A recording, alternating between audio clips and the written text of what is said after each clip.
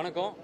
என் பேர் விக்னேஷ். நான் 122வது சட்டமன்ற தொகுதியான கிணத்துக்கடவு சட்டமன்ற தொகுதியில் தமிழக வெற்றி கழகத்தோட தளபதியோட வேட்பாளராக நின்றிருந்தேன். ஸோ எனக்கு இந்த தடவை கோயம்புத்தூரில் முதல் வெற்றியை, இந்த 10 தொகுதியில் முதல் வெற்றியை என்னோட மக்கள் கொடுத்துருக்காங்க.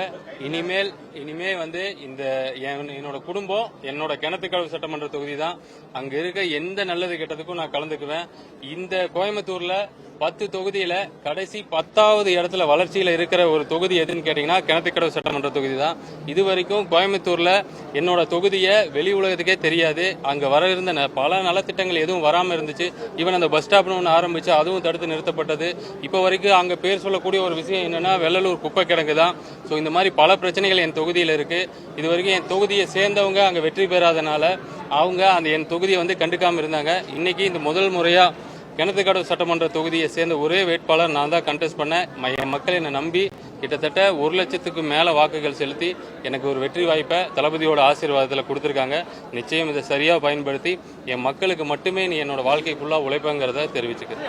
கோவை மாவட்டம் அதிமுகவோட கோட்டைன்னு சொல்லியிருந்தாங்க. இந்த நேரத்தில் 6 தொகுதிகளில் தாவேகா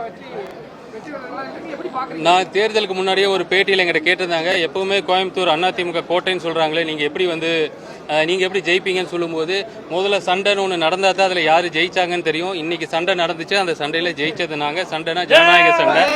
அந்த ஜனநாயக சண்டையில இனிமேல் கோயம்புத்தூர்ல இப்ப 6 இருக்கு. அடுத்த முறை இன்னும் ரிசல்ட் முடியல. எனக்கு தெரிஞ்சு அதிகமாகறதுக்கான வாய்ப்புகள் இன்னும் இருக்குன்னு சொல்லியிருக்கிறாங்க. நிச்சயம் அடுத்த முறை இனிமேல் கோயம்புத்தூர் தமிழக வெற்றி கழகம் மட்டும்தான் கோட்டையா இருக்கும்.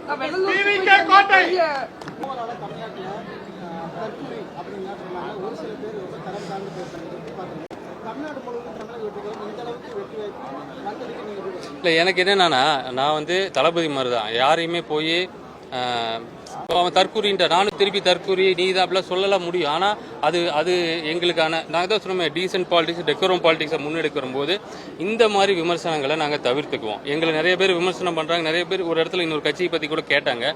நாங்க அந்த மாதிரி தரக்குறைவா பேசுறவங்களுக்கு பதில் சொல்றதுக்காக கட்சி ஆரம்பிக்கல. அதுக்காக தளபதி அத்தனையும் விட்டுட்டு வரல. நாங்க ஆரம்பிச்ச நோக்கம் என்னன்னா, மக்களுக்கு ஒரு புதிய அரசியல், மாற்றத்திற்கான அரசியலை கொடுக்கணும்னு நினைச்சு வந்தவங்க. அதனால அதெல்லாம் பார்க்க மாட்டோம். நாங்க ஆக்கப்பூர்வம்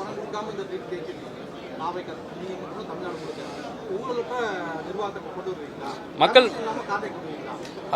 நல்ல கேள்வி. இதைதான் தளபதி சொன்னாரு, நான் ஒரு ரூபா திருட மாட்டேன், என் கூட அவங்களே திருட விட மாட்டேன்னு சொன்னாரு. நிச்சயம் இந்த ஒரு 3 நாளைக்கு முன்னாடி வேட்பாளர்களை தளபதி சந்திக்கிறாரு, எங்க அண்ணன் சந்திக்கிறாரு. நான் போயிருந்தேன். அப்போ நேருக்கு நேர் உட்காந்துருக்கும் போது எங்கிட்ட சொன்னாரு, தம்பி என் கூட ஒரு 10 பேர் இருந்தாங்க, தம்பி உங்க எல்லாரையும் நம்பிதான் 1 ரூபா மக்கள் பணத்தை எடுக்க மாட்டேன்னு சொல்லியிருக்கேன். 200% பாதுகாப்பு கிடைக்கும். ஏன்னா பெண்கள் பாதுகாப்பை தனி இலாக்காவா நம்ம முதல்வராக வரப்போற எங்க அண்ணன் விஜய் வந்து தனியா அந்த இலாக்காவை கவனிக்க போறாரு. நிச்சயம் பாதுகாப்பான ஒரு மாநிலமா தமிழ்நாடு இருக்கும்.